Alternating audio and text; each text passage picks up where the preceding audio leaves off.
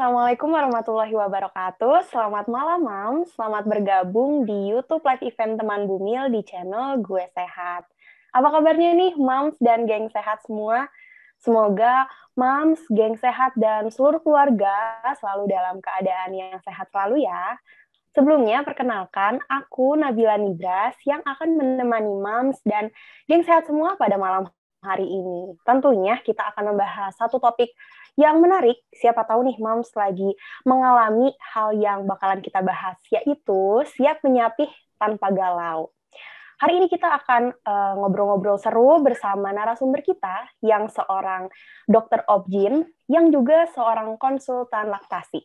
Pastinya nih Mams udah nggak asing lagi, mungkin suka ngikutin juga di Instagramnya. Ya betul banget nih Mams semua yang udah nebak-nebak, yaitu Dr. Nisa Fatoni, SPOG IBCLC. Karena topiknya menarik, narasumbernya juga pastinya bikin Mams pengen nanya langsung gitu ya. Nah, Mams bisa langsung bertanya di kolom komen dengan format nama, kota, dan juga email, lalu pertanyaan untuk Dr. Nisa. Tapi sebelum mulai, jangan lupa nih untuk Mams yang mungkin baru bergabung, jangan lupa untuk subscribe dulu channel ini, terus follow juga Instagram @guesehat, @temanbumil, dan yang paling baru untuk Mams yang mungkin belum tahu juga, kita punya Instagram @teman_parenting. Nah, di sana Mams bisa mendapatkan informasi seputar anak usia 1 sampai dengan 5 tahun. Selain itu juga ada info-info seru terkait parenting, dan pokoknya pasti relate banget nih sama Mams yang punya anak usia 1 sampai dengan 5 tahun. Oke deh, kalau gitu tanpa berlama-lama lagi, kita langsung sapa aja yuk narasumber kita, yaitu Dr. Nisa. Halo Dr. Nisa. Halo, Assalamualaikum. Selamat malam, Mbak Nibras. Gimana kabarnya, Kak? Waalaikumsalam. Baik dok. Dokter gimana kabarnya hari ini? Alhamdulillah sehat. Dan Alhamdulillah bisa on time nih di ini live YouTube-nya. Iya dok. Walaupun udah malam tetap semangat ya dok ya. Tetap Oh, on semangat time. dong. Soalnya moms-moms yang di rumah juga semangat. Jadi ketular deh semangatnya ke kita. Ah, iya, betul banget, Dok. Nah, Mams, tidak dapat dipungkiri lagi kalau ASI merupakan sumber nutrisi sempurna sekaligus yang paling alami bagi bayi. Ada berbagai manfaat yang ditawarkan saat melakukan proses menyusui, baik bagi Mams maupun bagi si kecil. Nah, namun proses menyusui juga perlu diakhiri dengan cara menyapih. Walaupun tidak mudah dan penuh dengan drama, karena menyapih menjadi momen yang bisa dibilang emosional ya bagi sebagian moms. Nah, malam ini kita akan bahas langsung supaya moms siap menyapih tanpa galau bersama narasumber yang sudah hadir di sini, yaitu Dr. Nisa Fatoni. Kalau begitu, yuk kita langsung mulai bertanya aja nih sama Dr. Nisa. Oke, Dok, Yes. untuk memulai perbincangan kita, kayaknya kita bisa mulai dengan pertanyaan, sebetulnya menyapih itu apa sih, Dok? Oke, oke. Sebelum kita tuh mikirin menyapi itu apa ya, sebenarnya aku pengen kasih applause nih buat moms semua yang berarti kalau misalkan ikutan YouTube Live kali ini, berarti aku harus kasih apresiasi yang sangat penuh karena berarti sukses menyusui, baik ASI eksklusifnya, terus juga menyusuinya sampai di extend, sampai sekarang merasa ini perlu menyapi apa enggak, oke? Nah, kemudian kalau soal menyapi itu sendiri, tentunya ini adalah suatu proses yang tadinya babynya nenen langsung, si kecil itu attach sama kita dan direct breastfeeding menyusui langsung dari payudara, dan proses itu dialihkan ke tahap yang berikutnya dengan dia mandiri mendapatkan MPASI. Nah, dari proses ini sendiri sebenarnya kalau dari klasifikasinya ada dua nih, Mbak Nibras.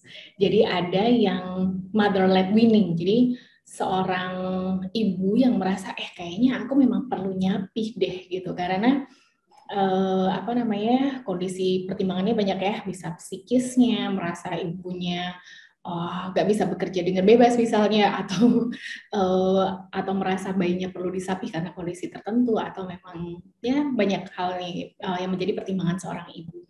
Tapi bisa juga ada moms ya, mungkin sekarang pada banyak tahu nih, ada yang menyebutnya dengan winning with love, ada yang nyebutnya dengan baby led winning, ada yang bilang bahwa itu adalah gentle winning, ada yang natural winning ya. itu adalah bayinya yang memimpin. Jadi sebenarnya nggak perlu menyapih nih katanya dari sebagian moms. Karena sebenarnya bayi itu akan menyapih diri sendiri saat bayinya sudah siap gitu ya. Nah inilah yang kita sebut sekarang ini nih, menyapih tanpa galau. Jadi insya Allah malam ini kita akan lebih gali lagi ya tentang baby led weaning ini.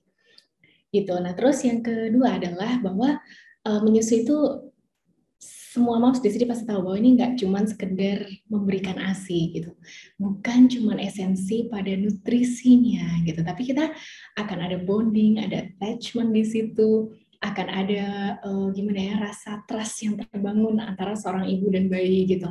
Jadi untuk menentukan dari dua tipe tadi nih, klasifikasi antara mother led weaning sama baby led weaning, ini ternyata kalau misalnya kita memilih baby led weaning, secara psikis itu dampaknya akan lebih ringan daripada mother led weaning gitu. Jadi kita perlu juga memperhatikan bahwa pemaksaan nih dalam bentuk apapun terhadap si kecil itu dampak psikisnya juga harus kita perhitungkan. Gitu kira-kira Mbak Nibras. Oke, jadi sebenarnya pasti lebih mudah kalau memang si kecilnya berhenti sendiri gitu ya dok ya? Ya, betul. Oke, nah dok, terus kapan sih dok biasanya moms bisa mulai menyapih? Oke, jadi itu tergantung konsep dasar juga ya, kapan kesiapan si bayinya gitu. Kalau kita tanya kapan, nggak ada waktu yang secara spesifik, katakanlah nih, 2 tahun persis, 18 bulan, atau 2,5, atau gimana, nggak ada. Tahapannya adalah, yang pertama, memang ini proses yang akan memakan waktu beberapa lama, yang bertahap, jadi nggak boleh buru-buru. Hari ini nyapih, hari ini harus berhenti, itu nggak mungkin. Kemudian yang kedua, moms harus perhatiin nih, bahwa bayinya ini mendapatkan nutrisi lain yang juga sesuai dan mencukupi kebutuhan sesuai dengan usianya. Kemudian yang tiga, moms juga perlu tahu nih bahwa ada konsep juga ya, don't offer, tapi don't refuse. Jadi nggak usah nawarin, tapi apa namanya, jangan juga nolak gitu. Kemudian yang selanjutnya adalah jelaskan juga dengan bahasa anak. Kita kan bisa mulai ngajakin ngobrol gitu, mungkin 1 tahun, 1,5, kembali lagi dengan perkembangan anak ya. Nah dari usia sekian kita bisa mulai tanamkan mindset bahwa oh si anak sudah besar, si anak punya pilihan lain terhadap asupan nutrisi, si anak punya pilihan juga terhadap minuman yang lain gitu. Ternyata banyak loh makanan enak, ini enak, itu enak gitu. Itu kita bisa melihat juga preferensi anak gitu ya. Oh anak kita lebih menyukai makanan A dibanding B, atau mana yang kira-kira membuat dia lebih tertarik gitu. Jadi kita juga memahami dan mempelajari ketertarikan anak. Nah kita bisa ngomong tuh dengan bahasa anak sehingga pada saatnya nanti si anak mengambil kesimpulan sendiri dan meyakini bahwa dengan memilih yang lain itu juga nggak apa-apa untuk dia. Oke, tetap baik-baik aja dia ngerasanya. Kemudian juga kita juga bisa mengurangi sesi menyusui secara bertahap tadi. Jadi misalnya nih yang biasanya neneknya benar-benar sehari 6 kali misalnya gitu ya, itu kita bisa kurangi misalnya 1/1 dari frekuensi menyusui tadi. Gitu sih. Kemudian aku juga perlu ini ya, kutip nih, aku nyiapin beberapa jurnal juga nih. Jadi yang pertama dari the American Academy of Family Physicians ya, dari AAFP, itu bahkan di jurnal itu menyebutkan bahwa 2-7 tahun itu adalah estimasi dari natural weaning age for humans ya. Tapi kayaknya kalau kita ngebayangin 7 tahun, 7 tahun udah SD dong gitu kan ya. Nah, tapi ternyata dari 2-7 tahun itu most nursing toddlers, berarti anak yang masih menyusui itu kira-kira bakalan weaning dirinya sendiri antara 2-4 tahun. Nah, gentle weaning itu tadi konsepnya diterangkan juga di situ yang tadi don't offer, don't refuse gitu. Jadi kita memang perlahan banget, gak usah nawarin, gak usah nampakin payudara ya ke depan anak. Kemudian, tapi kalau dia minta gitu, monen atau misalnya dengan bahasa dia gitu ya, maka kita akan tetap berikan. Intinya gitu. Jadinya bayinya akan mempelajari kesiapan dia masing-masing. Gitu, Mbak Nibras. Oke, baik. Jadi memang dibiasakan dulu ya dok ya untuk sudah terbiasa tanpa menyusu gitu ya dok? Iya, betul. Tentunya hal ini juga ada do's and don'ts-nya ya. Gitu. Oke. Nah dok, benar nggak sih dok katanya kalau misalnya udah lebih dari 2 tahun, itu ASI moms udah nggak berkualitas lagi?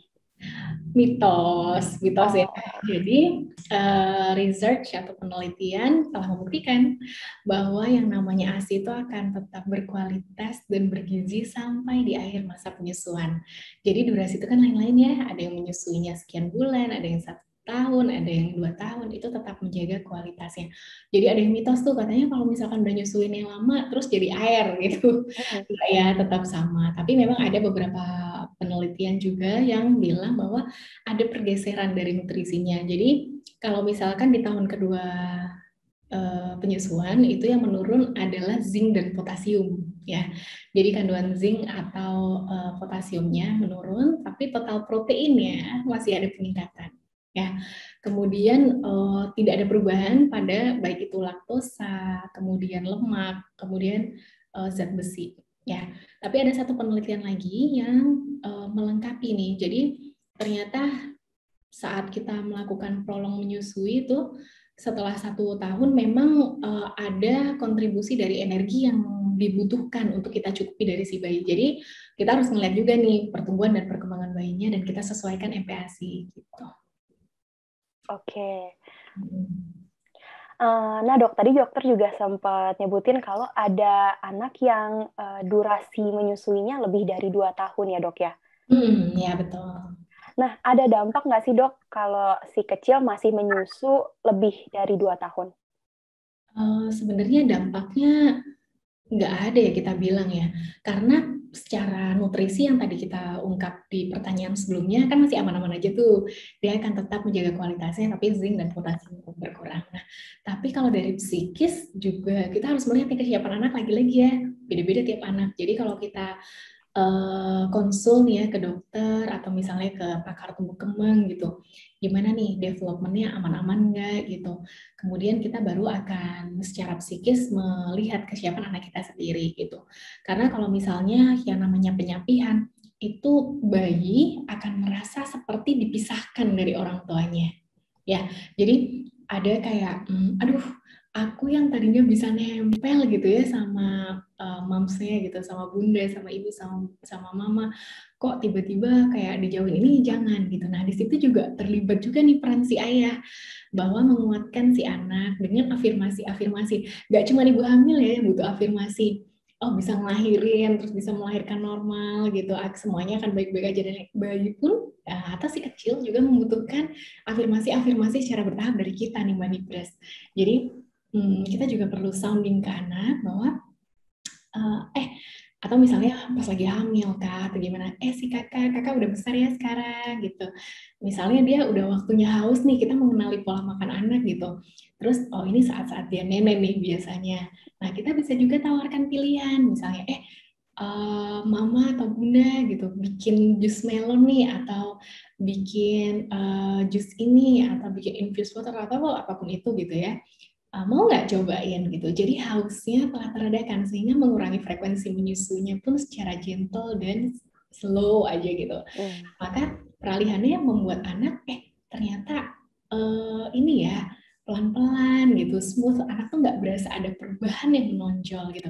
Jadi itu untuk melindungi psikisnya dia juga gitu.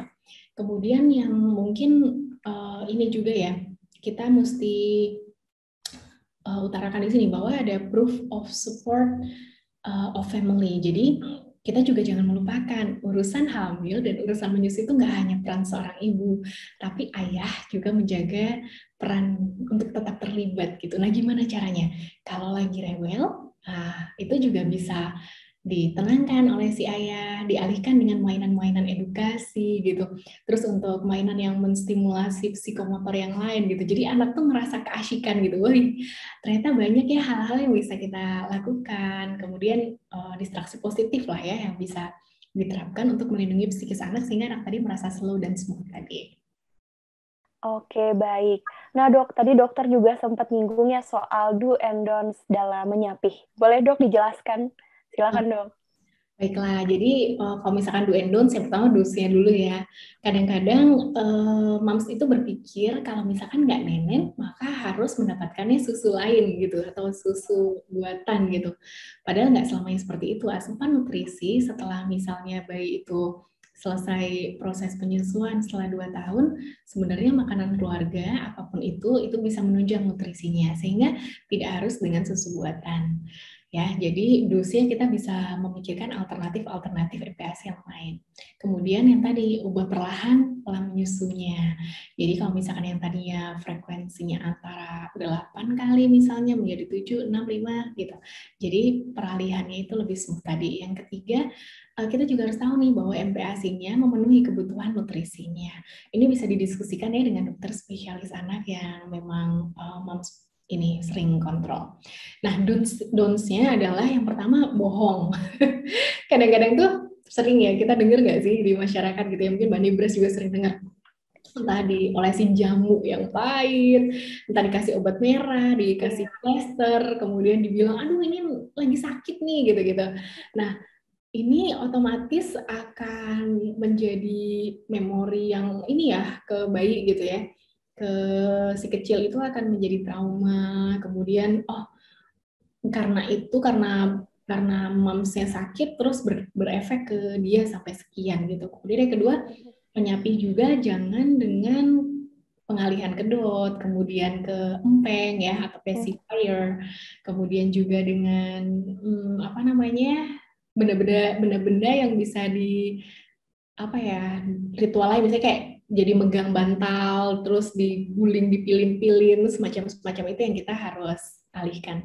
Terus juga jangan dipaksa. Jadi dipaksa ini kadang-kadang kita juga dengar moms yang terus pengen mother led weaning bayinya dipisahin gitu. Jadi udah deh disapi dulu aja, anaknya ditinggal di tempat nenek atau kakek atau dipindah kamarnya. Udah bobonya sama neninya aja, sama babysitternya aja atau sama ayahnya aja. Nah, ini berarti ada proses pemaksaan yang juga akan traumatis untuk si kecil. Kemudian juga kita nggak boleh bandingin sama anak yang lain. Kalau misalnya dengan metode yang udah kita sounding, kita persiapkan dari 18 bulan misalnya, anaknya teman udah bisa berhasil di 2 tahun persis, anak kita ternyata 2 tahun 4 bulan, it's okay gitu. Jadi nggak untuk compare karena setiap anak itu akan punya perjalanan masing-masing gitu. Oke, baik.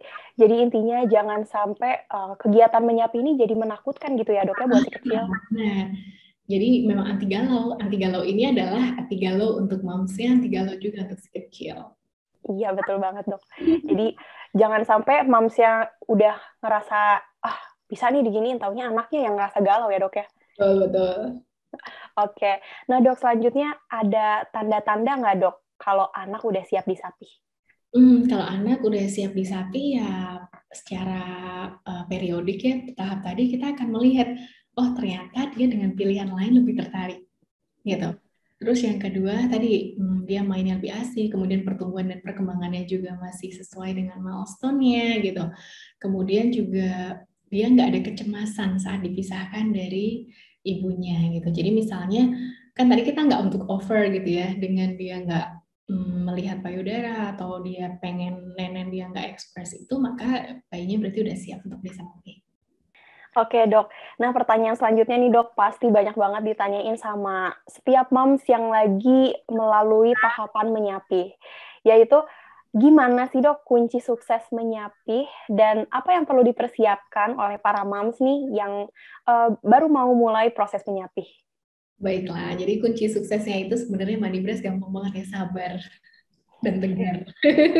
Jadi moms harus diskusi nih sama dadnya gitu. Harus solid tadi ya bahwa oh ini nih kayaknya kita akan secara bertahap menyiapkan si kecil baik secara psikis maupun secara nutrisional untuk arahnya ke baby led weaning. Karena baby led weaning kita juga harus tetap keep in mind bahwa oh bayinya yang memimpin kapan dia siap gitu ya. Jadi untuk menyiapkan yang tadi dengan afirmasi, kita jangan, kalau afirmasi itu kan nggak bisa cuma sekali ya, hari ini belum sempat, besok diulang lagi, pas bayinya mau tidur dibisikin, bayi baru bangun diingetin, hai besar, anak hebat, gitu. Mau minum nggak? Gitu, langsung ditanya-tanya seperti itu misalnya ya. Kemudian juga harus tidak tergoda nih terhadap ini tadi ya, yang kayak kita jadi harus bohong sama bayi atau misalnya pemisahan, mana-mana yang bisa melukai perasaan si bayi gitu. Itu sih suksesnya, kunci suksesnya adalah disabar tadi. Oke. Dan mungkin kayaknya kalau dari penjelasan dokter, kita lumayan bikin si anak ini udah di-treat kayak anak gede gitu ya, Dok ya, diajak ngobrol. Betul, anak itu bicara dengan bahasanya sesuai dengan usianya. Kita yang harus bisa mengimbangi nih, berbicara dengan bahasa si kecil. Gitu. Terus kita juga baiknya perlu tahu juga ya kapan mesti nunda nyapihnya gitu. Jadi nggak harus maksa tadi kan. Karena kan namanya berproses kan bisa panjang. Kita juga harus menunda prosesnya, nggak harus ada progres kalau misalnya anaknya kayak nggak enak badan gitu ya, sakit, dimana dia memang butuh nenek biasanya lebih sering kan kalau anak nggak enak badan kan suka neneknya lebih sering yang manibres. Ya, Terus betul, Dok. habis cedera, misalnya habis jatuh gitu, habis kepentok apa gitu, ada trauma juga di si kecil, kita harus mengimbangi gitu dengan memberikan kenyamanan untuk dia. Kemudian juga misalnya alergi makanan yang kita perkenalkan lagi timbul heboh gitu ya. Ini juga harus kita lindungi dengan pemberian ASI yang mana dia akan secara alami menurunkan reaksi alergi. Atau mamsnya yang sakit. Ingat kalau misalkan seorang mams yang sakit belum timbul gejalanya, belum timbul misalnya mau apa nih, sakit influenza gitu ya. Virus yang menyerang udah masuk di dalam tubuh seorang mams, belum timbul gejala, belum demam, belum pilek, belum nggak enak badan, belum meriang, itu dalam ASI-nya sudah dikeluarkan antibodi yang bersifat tameng spesifik terhadap si virus yang menyerang, sehingga bayinya pun akan terproteksi. Sehingga kalau misalkan mamsnya sakit lagi nggak enak badan, sebaiknya juga ditunda dulu nih untuk proses penyapian tadi. Gitu. Kemudian juga apa ya, kita oh iya harus juga perhatiin nih kalau misalkan mams di sini ada yang dulu melahirkan bayi prematur. Nah, Oke.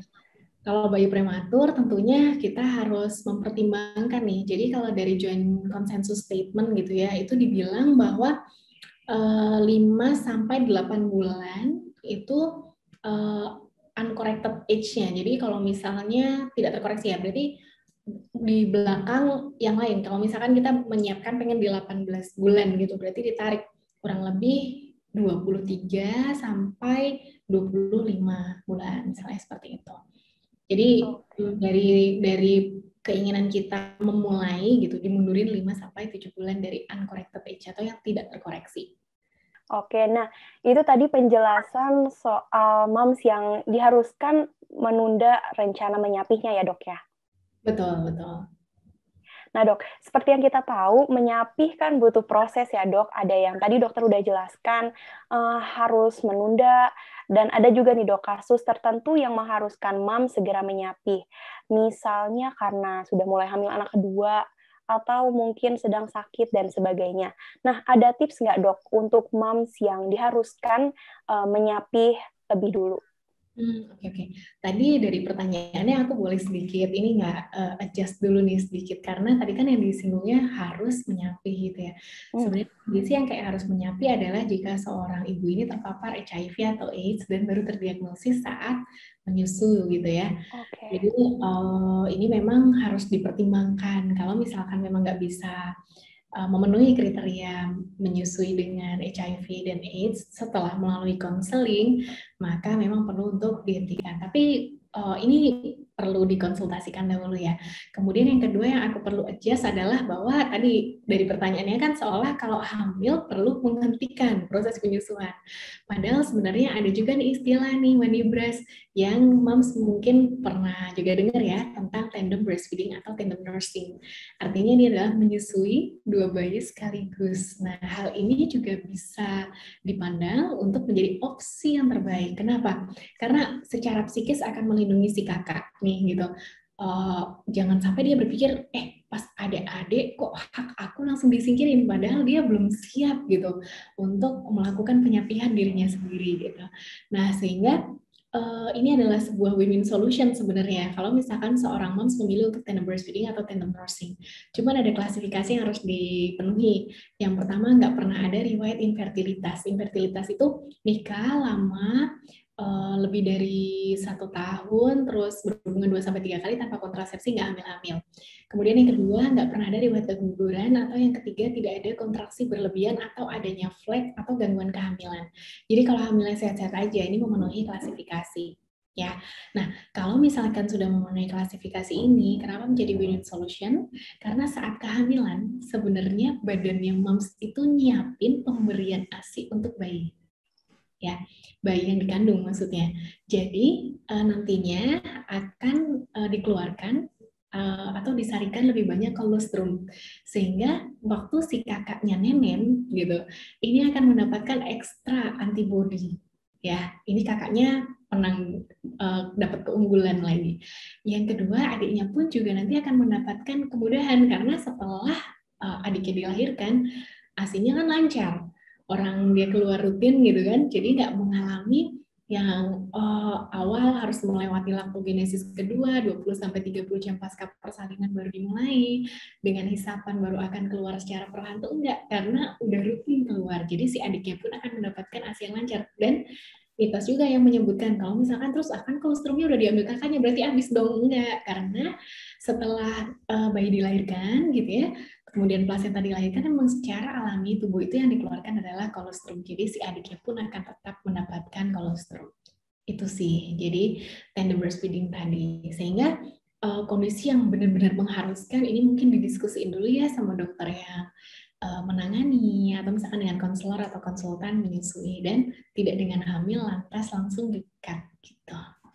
Oke, baik dok. Ini jadi ilmu baru juga ya dok. Mungkin banyak yang salah persepsi gitu. Kalau misalnya lagi hamil, banyak yang berpikiran, oh berarti harus segera menyapih. Ternyata enggak ya dok ya? Nggak kayak gitu. Oke, baik. Sebenarnya kitanya yang harus aware juga terhadap kontrasepsi. Kalau memang kita pengen menjaga jarak atau merasa perlu kita menggunakan KB, nah kita yang harus benar-benar tertib dan disiplin nih gitu, sehingga nggak berdampak yang kayak gini gitu untuk tandem breastfeeding atau tandem nursing jika kita belum siap untuk melakukannya gitu. Betul. Nah baik dok, ini masih nyambung juga dok. Kalau tadi kan dokter menjelaskan tandem breastfeeding itu berarti ketika kedua anaknya disusui dengan waktu yang bersamaan gitu ya dok ya, berarti udah ada adik. Nah, Betul. kalau kondisinya anak keduanya belum lahir, mamsnya sedang mengandung, aman nggak dok untuk tetap menyusui si kakak? Ya, aman selama tidak ada kontraksi yang berlebihan, nggak ada flek, terus nggak ada riwayat perdarahan, misalnya karena perdarahan pada plasenta previa totalis, gitu, plasentanya untuk menjalin lahir, terus ada kontraksi bisa memicu. Nah, tapi ini didiskusiin deh sama objinnya gitu, dok, saya memenuhi kriteria nggak yang tadi yang udah kita utarakan yang sebelumnya ya, gitu. Nah, kalau misalnya memenuhi kriterianya dan selama hamil ini nggak ada concern tertentu, maka bisa dilanjutkan. Oke, baik. Jadi intinya didiskusikan dulu ya dok ya dengan dokter kandungannya. Betul. Nanti pun kalau misalkan bayinya udah lahir pun gitu, kita tetap upayanya dalam mengutamakan si adik memang dalam hal adiknya nenen, puas, baru si kakaknya nenen. Atau bisa sih di satu sisi adiknya, satu sisi kakaknya. Oke, baik. Nah dok, kalau begitu dok, tadi kita udah ngobrol-ngobrol soal menyapih ini, apa sih dok tanda anak sudah berhasil disapih? Oke, ya kalau berhasil disapi ya berarti dia sudah nggak minta lagi, kemudian udah ini ya asyik dengan makanan dia, kemudian pertumbuhan dan perkembangan dia juga sesuai dengan kurva yang normal. Kemudian ya ibunya udah merdeka banget, udah siap hamil lagi berarti. Baik. Oke. Oke. Nah dok, kalau setelah disapih itu si kecil masih tetap harus minum susu nggak ya? Itu tadi aku udah singgung sebenarnya. Jadi kalau misalnya udah selesai menyusu gitu, tidak ada yang tadi itu termasuk yang downs ya, bahwa mindsetnya kalau misalkan lepas dari ASI harus dapat susu buatan gitu. Betul. Karena sebenarnya begitu seorang bayi udah selesai menyapih dirinya sendiri, maka dia otomatis sudah bisa mendapatkan asupan makanan keluarga yang kita konsumsi kan gitu. Jadi minuman juga nggak melulu dalam bentuk susu gitu. Jadi kita bisa memperkenalkan jus buah, kita bisa memperkenalkan asupan protein lain gitu. Jadi nggak harus dengan yang susu buatan, apalagi ngasihnya pakai botol atau pakai empeng gitu ya, itu akan menambah masalah baru gitu, bukannya menyelesaikan ini gitu. Oke, kalau gitu dok, misalnya si kecil masih dikasih susu nih setelah beres disapih, baiknya dikasih minum susu lewat dot atau langsung di gelas aja, Dok? Kan nggak harus susu tadi ya, berarti tapi tetap pemberian minumnya itu adalah dengan di gelas gitu. Jadi milestone-nya bertambah, bukan bukan dialihkan dalam bentuk dot atau empen gitu. Oke, baik. Nah, Dok, tadi juga dokter kan udah bahas soal kehamilan juga ya, terkait dengan menyapih. Nah, apa benar, Dok, kalau konsumsi pil KB bisa mempengaruhi produksi ASI? Pil KB itu ada ini sebenarnya macam-macamnya gitu ya. Ada yang kalau pil KB yang biasa itu memang benar dia bisa mengurangi produksi ASI nih Mbak Nibras. Tapi kalau Mams Jelly sebenarnya ada yang isinya progestin only gitu ya. Ini kita sebut dengan mini pil atau pil laktasi. Nah, kalau pakai pil laktasi ini dia nggak mengurangi produksi ASI. Jadi Mams bisa gunakan ini sebagai metode kontrasepsi yang aman. Oke, baik, Dok. Nah, Dok, pada kasus moms yang mengalami keguguran, biasanya kan ASI-nya masih terproduksi gitu ya, Dok ya, dan pastinya hal tersebut bikin moms jadi sedih gitu ya, Dok, karena ya gimana abis keguguran tapi ASI-nya masih ada. Ada cara nggak sih, Dok, supaya produksi ASI-nya terhenti? Oh, oke. Jadi kalau mungkin bukan keguguran ya, karena kalau keguguran itu secara definisi itu kan di bawah 20 sampai 24 minggu dengan berat di bawah 500. Nah, sedangkan belum tentu ASI di usia sekian masih udah dikeluarkan gitu ya. Karena kalau 16-22 minggu itu secara fisiologi memang sudah mulai dibentuk. Tapi di atas 20 minggu sebutannya bukan keguguran tapi IUFD atau intrauterine fetal death atau kematian janin dalam kandungan. Nah, kalau qadarullah Mams mengalami, kita doakan semoga cepat dapat lagi gitu. Tapi memang untuk mengatasi keluarnya ASI tentunya nggak nyaman, terus secara psikis juga bakalan sedih gitu kan, keinget yang dialami. Nah, Mams bisa coba dengan kompres dingin, dengan bebat gitu ya, dibebat atau bisa juga akan dibantu dengan pengobatan oleh dokter kandungan yang menangani ya.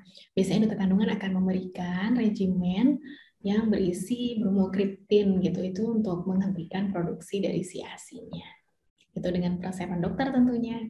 Oke, baik. Baik, Dok. Nah, pertanyaan selanjutnya nih dokter, di awal tadi lumayan udah menyinggung banyak nih, Dok. Tapi untuk moms yang mungkin lagi nonton bareng dads-nya supaya bisa langsung nih dads gitu. Apa sih, Dok, sebenarnya peran seorang ayah dalam proses menyapih, dan ada nggak sih, Dok, peran-peran lain selain ayah yang bisa membantu keberhasilan proses menyapih? Oke, nah tadi Mbak Nibras kita kan udah tahu bahwa ini nih yang namanya soal hamil, soal menyusui, itu bukan hanya peran moms aja, nggak cuma urusan ibu-ibu kalau kita bilang ya. Setuju Nah, banget, Dok. jadi ayah-ayah ini juga harus ikut greget dan justru malah menawarkan bantuan apa sih yang bisa dia ambil perannya gitu ya. Nah, yang pertama adalah membantu untuk mengafirmasi si bayi. Jadi ternyata si kecil itu kan sayang sama dua-duanya ya, sayang sama mom, sayang sama ayahnya juga gitu. Nah, si ayah juga bisa keep going untuk bilang gitu, anak hebat gitu, anak udah besar, sebentar lagi mau masuk sekolah, gitu-gitu atau apapun itu gitu.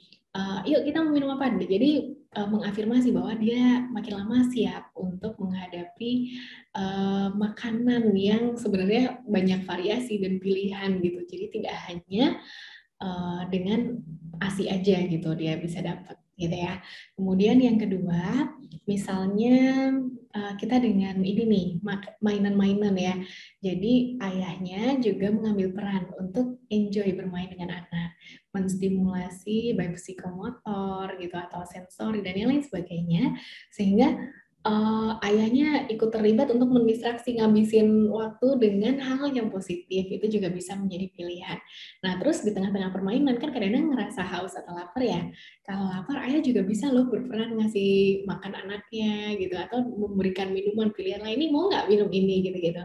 Jadi ayah juga bisa ini ya apa namanya berperan untuk ya itu tadi bisa menghabiskan waktu, kemudian menghabiskan durasi dengan hal yang positif. Kemudian juga muatin bundanya juga. Kadang-kadang tuh moms tuh ada yang ngerasa melo loh gitu.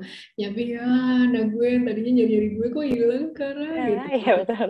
Itu juga harus harus dikuatkan juga. Jadi ayah-ayah juga perlu menyiapkan juga karena menyapi itu sebenarnya berdampak secara psikis tuh nggak cuma untuk psikis si kecil, tapi psikis bundanya juga gitu. Jadi moms juga kadang-kadang ada yang merasakan ada sesuatu yang hilang gitu ya. Terus ya tadinya aku ngerasa kok lebih dicari daripada anak, kok sekarang lebih enjoy playful sama ayahnya kayak gitu-gitu. Nah, ini juga bisa dilibatkan dengan kegiatan bersama nih gitu. Jadi main-mainnya bareng, ngabisin waktu bertiga gitu. Itu sih. Oke. Mm-mm. Oke, baik. Jadi, dads bisa banget ambil peran untuk lagi-lagi ngedistract ya, Dok ya. Ngajak si kecil banyak menghabiskan waktu gitu. Iya, Oke. betul. Nah, dokter juga tadi udah singgung nih soal dampak psikis pada mamsnya. Karena kan ya pasti, benar tadi yang dokter udah bilang, pasti ngerasa kayak yang tadinya si kecil nempel terus kadang-kadang lebaynya gini di dok, nggak lebay sih, pasti pasti yang namanya mams kepikirannya panjang kan ya dok ya, Halo. aduh ini kalau udah disapi nih bentar lagi anak aku sekolah, bentar lagi gede kan gitu ya dok, pasti pemikirannya. Nah, wajar nggak sih dok, mungkin ada beberapa mams yang sampai depresi. Oke oke. Kalau sampai depresi sih kembali ya ke kesiapan kita ya. Jadi kan tadi untuk winning itu mesti dipersiapkan dua-duanya sih. Jadi moms memang harus mensugesti dirinya bahwa ini semuanya akan baik-baik aja. Proses penyapian, kalau bayinya udah siap dan kitanya siap, maka insya Allah akan aman-aman aja dan nggak sampai depresi. Nah, memang kalau menyusui itu kan akan memicu pengeluaran hormon oksitosin. Oksitosin itu kalau pada ibu gitu, bikin kita rileks. Yang kedua menyusui juga akan mengeluarkan hormon endorfin. Endorfin itu kayak hormon bahagia alami gitu. Nah, Iya. memang kalau misalkan sampai sedih sih iya, cuman kalau depresi, kalau misalkan awalnya baik-baik aja sih insya Allah nggak akan sampai ke sana. Toh nanti akan ada bayi-bayi lainnya disusui gitu. Jadi anggap ini bukan kesempatan yang terus terakhir gitu ya. Ya udah nanti kalau emang udah siap hamil lagi aja terus kan nanti bisa menyusui lagi dan mengalami pengalaman yang sama indahnya gitu. Oke, jadi obat depresinya ya udah nanti hamil lagi ya dok ya. Ya tentunya dengan jarak yang sehat, kemudian dengan ini ya pertimbangan yang juga uh, total lah ya, begitu solid antara suami diomongin deh. Nah, Dok, dalam proses menyapih tadi yang kita udah sebutin juga ya, Dok ya, pasti ada aja dramanya. Kadang mungkin drama-drama ini muncul karena hal-hal yang seharusnya nggak dikhawatirkan, malah dikhawatirkan. Nah, apa aja sih, Dok, hal-hal yang sebetulnya biasa terjadi terhadap moms dan si kecil yang nggak perlu dikhawatirkan saat menyapih? Baiklah, paling yang dua yang aku nemu untuk dikaitkan adalah yang pertama nangis gitu ya, nangis atau rewel. Yang kedua bayi sakit. Jadi nggak semua itu dikaitkan dengan proses penyapian ini gitu. Memang akan berdampak secara psikis, kemudian peralihan. Tapi kan kita tadi setuju untuk pelan-pelan dan slow kan gitu. Jadi kalau misalnya bayinya nangis, coba kita cari kausa-kausanya gitu. Apa sih yang bikin nangis yang lain gitu? Apa dia lagi ada alergi, nggak nyaman, atau pupnya lagi keras misalnya, atau dia haus dan bisa dikasih minuman yang lain, itu hal-hal yang seperti itu ya. Yang kedua, misalnya bayinya kok demam gitu, kadang-kadang, waduh demam nih, ya udah deh, ini kayaknya udah lepas beberapa hari, terus jadinya udah deh kasih tawarin lagi aja. Padahal tadi kan kita sepakat ya untuk no offer tapi juga no reviews gitu. Nah jadi kalau misalnya selama bayinya nggak minta, sebenarnya kita bisa kasih yang lain gitu. Nah kalau misalnya memang ada bayi sakit, konsultasikan sama dokter anak yang nanganin. Kalau misalkan demamnya dengan obat demam yang biasa tidak turun gitu, sebaiknya dievaluasi. Takutnya bukan karena sapinya, ternyata ada misalnya demam berdarah kah, atau ada sakit yang lain gitu. Semoga sih sehat terus ya gitu. Tapi kalau misalkan ada hal-hal yang seperti sakit tapi bayinya sendiri sebenarnya nggak minta nenek lagi, ya kita tetap dengan konsep penyapian tadi sih, no offer and no refuse. Oke, nah itu tadi mungkin yang biasa terjadi pada si kecil ya dok ya. Jadi kalau misalnya si kecil nangis-nangis, mungkin banyak momsnya yang berpikiran, oh nggak boleh nih, harus dipaksain nih, nggak boleh dikasih susu. Padahal ternyata konsepnya harus dibuat jangan dipaksa ya dok ya. Ya, dan no offer, no reviews tadi. No offer, no Nah, reviews. itu Nah, ngapain gitu. oke, baik. Nah dok, tapi mungkin ada juga nih moms yang pada saat proses menyapih itu mengalami ASI-nya rembes, terus mood swing ya dok ya. Mm-mm. Nah mungkin untuk moms yang mengalami hal-hal tersebut juga harus tetap semangat dan jangan terlalu diambil pusing ya dok ya. Ya betul. Kalau masih ngerasa kayak payudaranya misalnya terus tegang atau misalnya sampai sakit gitu, sebenarnya bisa kok. Itu kan sebenarnya pelan-pelan akan terabsorpsi, terresorpsi lagi ya ke badan kita gitu. Tapi kalau misalnya sampai ngerasa nggak nyaman, boleh diperah, tapi sampai ngerasa nyaman aja. Jadi nggak sampai habis. Kalau sampai habis akan terus gitu produksi terus kan gitu. Jadi sampai merasa nyaman aja. Nanti pelan-pelan akan diserap lagi ke tubuh. Oke, baik. Nah dok, untuk pertanyaan terakhir kita pada malam hari ini, nggak kerasa ya dok ya, udah sampai pertanyaan terakhir. Iya. Nah, pertanyaannya dok, apakah proses menyapih untuk anak yang prematur dan full term itu ada perbedaan? Oh, iya ya. Tadi sempat kayaknya aku singgung sedikit tentang itu ya. Betul Jadi dok, di awal. betul. Jadi kita harus pertimbangkan untuk agak mundurin nih 5 sampai 7 bulan dari usia tidak dikoreksi. Jadi uncorrected age gitu ya. Jadi itu ada jurnal dari Joint Consensus Statement gitu. Jadi ada rekomendasi preterm infant should be considered for weaning between 5 and 8 months uncorrected age gitu to ensure sensitive periods for the acceptance of solid are not missed. Jadi bayinya biar nunggu siap dulu terhadap makanan padat, kemudian juga biar makannya cukup gitu dan nyaman untuk si bayinya. Oke, berarti untuk bayi yang prematur atau si kecil yang lahirnya prematur itu waktunya akan lebih panjang gitu ya dok? Jadi kita kan pasti akan ada obrolan nih sama suami, kira-kira pengen mulai nyiapin usia berapa. Kalau misalnya kita pengen 18 bulan, means berarti 5 sampai 7 atau 5 sampai 8 bulan dimundurin. Jadi di antara 23 atau 24 gitu kita baru iniin gitu. Tergantung kesiapan si anak lagi-lagi. Kita lihat kan nanti waktu di 23 24 kita lihat lagi udah siap belum ya dia gitu. Jadi Oke. dimundurin dari sananya kalau pengen 2 tahun goalnya gitu. Ya 2 tahun plus 5 sampai 8 atau 7 bulan. Oke, baik. Nah, Moms dan Geng Sehat, itu dia tadi obrolan kita dengan Dokter Nisa. Nggak kerasa banget nih, kita udah sampai di penghujung live. Iya. Tapi sebelum live kita benar-benar berakhir nih, Dok, boleh Dok disampaikan dulu closing statement-nya terkait tema kita pada malam hari ini. Silakan, Dok. Oke, baiklah.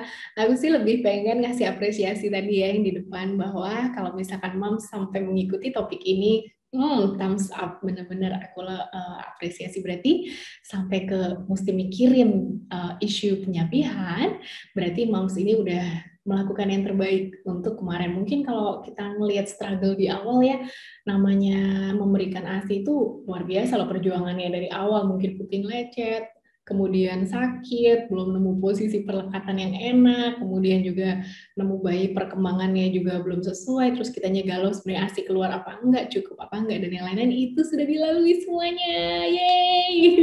Apresiasi. Ya, betul. Nah, jadi kalau misalkan sampai udah di masa mau winning ini, maka lagi-lagi kita akan menyerahkan kok gitu ke moms and dad gitu ya. Mana yang lebih tepat untuk moms and dad. Tapi kalau misalkan tadi kita udah ngobrolin tentang baby led winning, kita udah ngobrolin tentang natural winning, gentle winning gitu. Nah, ternyata gentle winning, kemudian semua yang penyapihan secara alami ini akan lebih sedikit berefek negatif terhadap psikis si anak. Jadi, I see why not, kenapa nggak dicoba untuk yang ini daripada mother-led winning, kitanya yang nge-lead atau kita yang mimpin untuk winning ini. Itu aja sih, mudah-mudahan bermanfaat ya yang kita bahas malam ini. Oke, jadi kuncinya supaya bisa menyapih tanpa galau adalah biarkan bayi yang memimpin ya dok ya. Betul banget, dan gak ada unsur paksaan, biar rasanya nyaman, damai gitu. Gak ngerasa ada perubahan yang menonjol. Oke, baik. Dokter, terima kasih banyak untuk waktu dan ilmunya pada malam hari ini. Iya, sama-sama. Aku juga seneng banget hari ini. Terima kasih ya untuk tim dari Gue Sehat, teman Bumil, dan juga teman parenting.